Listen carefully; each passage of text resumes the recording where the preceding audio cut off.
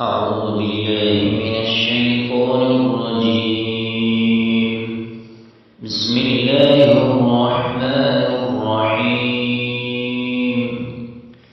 إذا زلزلت الأرض زلزالها وأخرجت الأرض أثقالها وقال الإنسان ما لها يومئذ تحدث أخبارها بأن ربك أوحى لها يومئذ يصدر الناس أشتاتا ليروا أعمالهم فمن يعمل مثقال ذرة خيرا يره ومن يعمل مثقال ذرة شرا يره.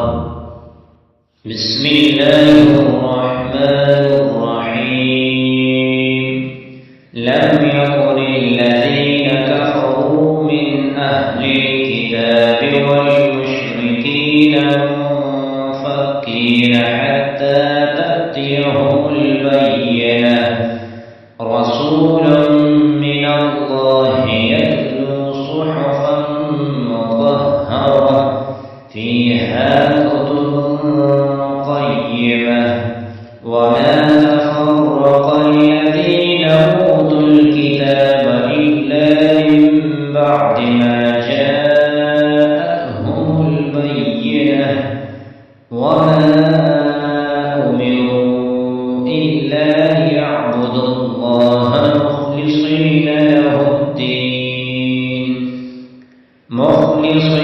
له الدين حنفاء ويقيموا الصلاة ويؤتوا الزكاة وذلك دين القيمة. إن الذين كفروا من أهل الكتاب والمشركين في نار جهنم خالدين فيها أولئك هم شر البرية. إن الذين آمنوا وعملوا الصالحات أولئك هم خير البرية جزاؤهم عند ربهم جنات